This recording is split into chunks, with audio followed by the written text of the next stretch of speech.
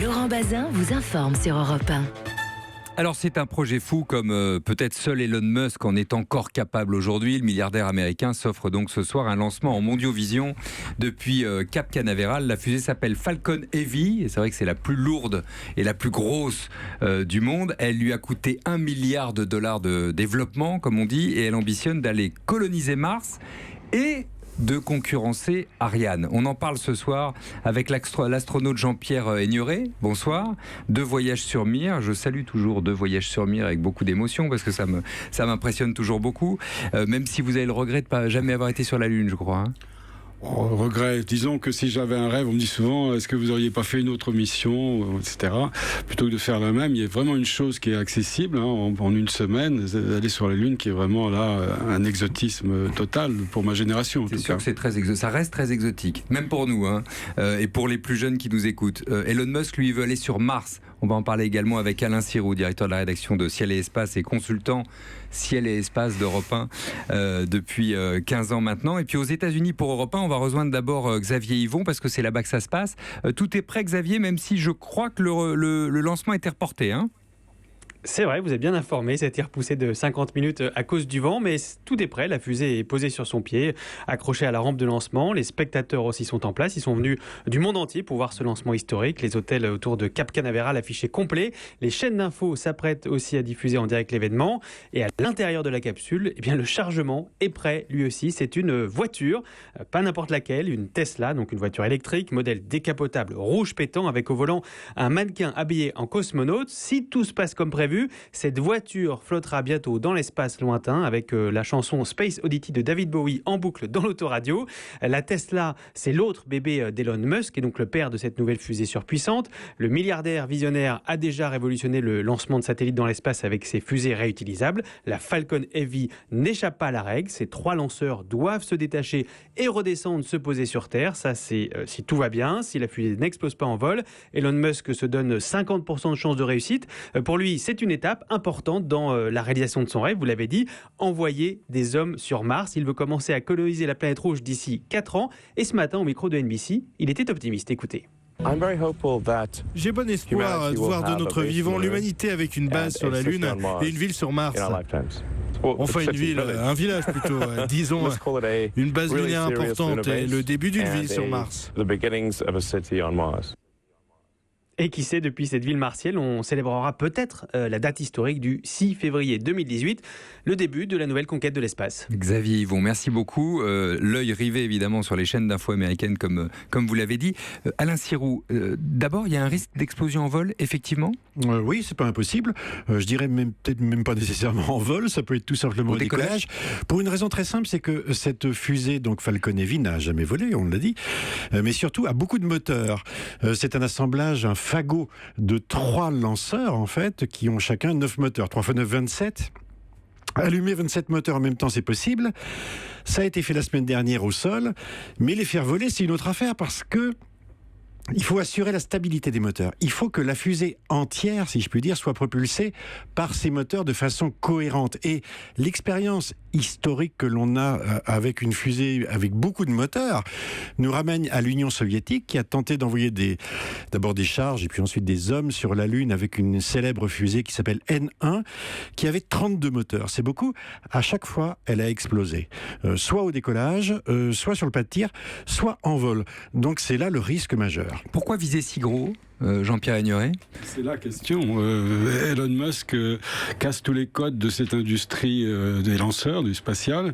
Il les casse en matière de communication, il les casse aussi en matière d'initiative, parce que il parle de Mars, mais Mars, normalement, jusqu'à présent, il n'y a pas de marché, donc c'est une initiative normalement gouvernementale, et elle devrait être annoncée plutôt par un État que par un privé.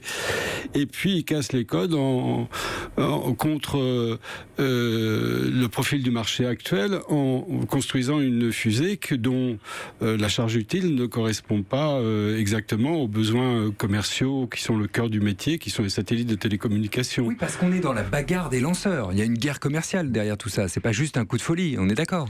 Exactement. Mais alors, ce qui est important, la communication là, est basée sur c'est le plus gros lanceur du monde. Alors, c'est pas le plus gros du monde, puisque encore la navette américaine qui est arrêtée il y a quelque temps, elle était beaucoup plus puissante que ça. C'est le plus puissant, le moteur le plus puissant.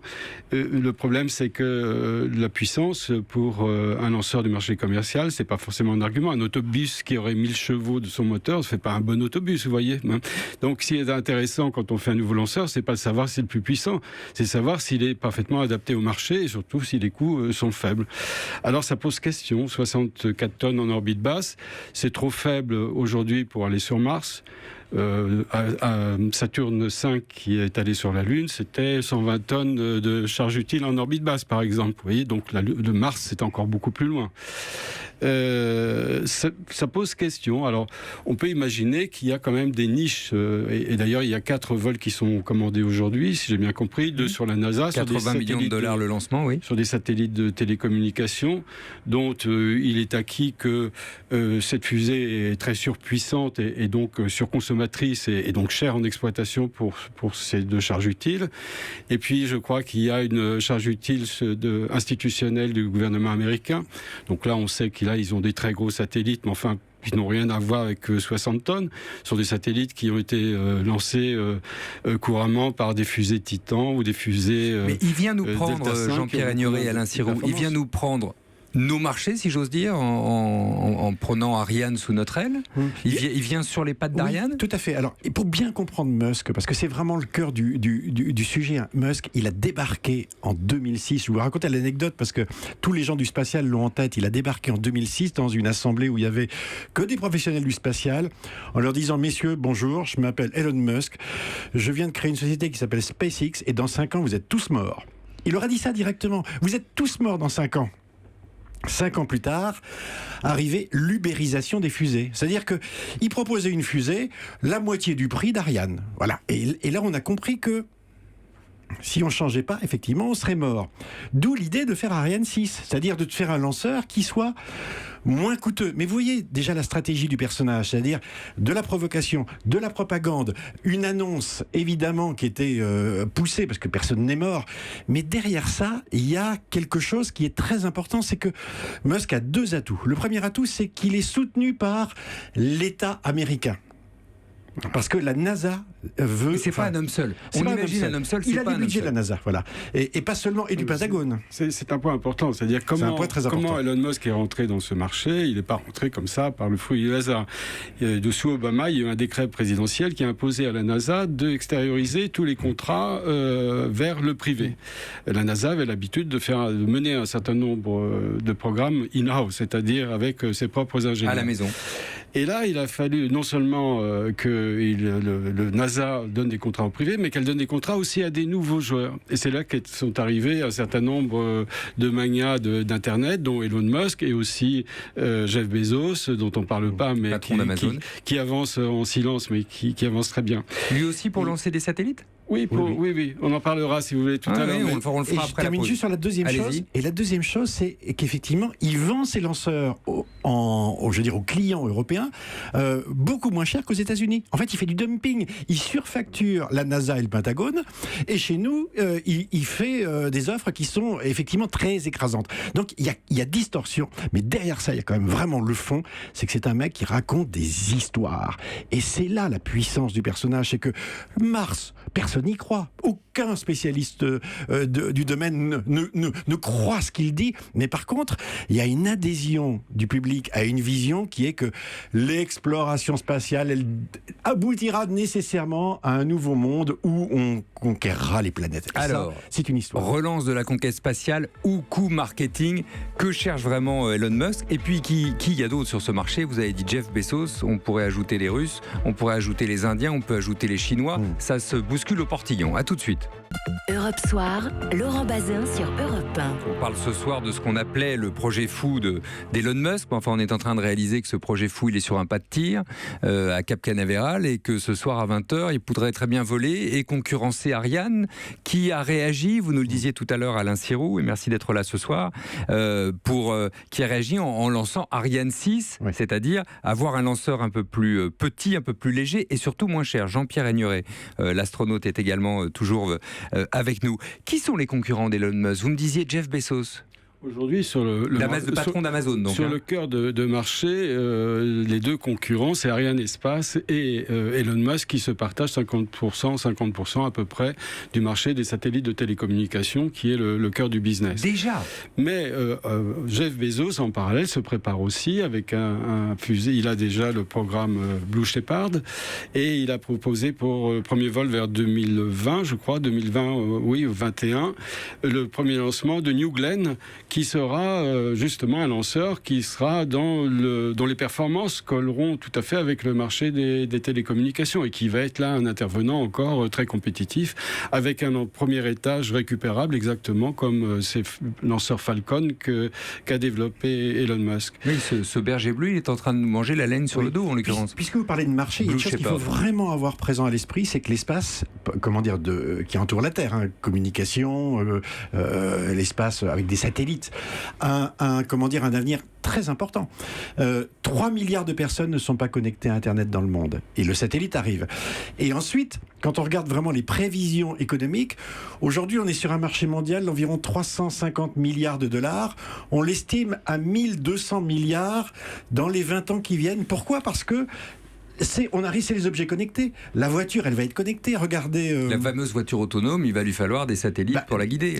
On en a déjà, c'est-à-dire que regardez le GPS Galileo. Avec Galileo, vous avez une précision de la taille d'un demi-pneu sur une voiture. C'est-à-dire de quoi, finalement, la guider automatiquement pour qu'elle se gare. Donc vous imaginez tous les objets connectés qu'il va falloir mettre en lien. Eh bien, le marché des communications, il est mondial et la bagarre, elle a lieu là-dessus. C'est-à-dire, qui va être celui qui va avoir le plus de possibilités de posséder la constellation ? C'est celui qui aura toute la chaîne. Donc, lancer les satellites, avoir des fusées, et puis être, je dirais, comme les Européens, mais les Chinois et les Russes, avoir ses propres outils, donc ses propres fusées. Et ses propres voitures au sol, ce que fait Elon Musk, d'une certaine manière. Sur les Russes, les Chinois, les Indiens, ils sont des concurrents sérieux, eux aussi ?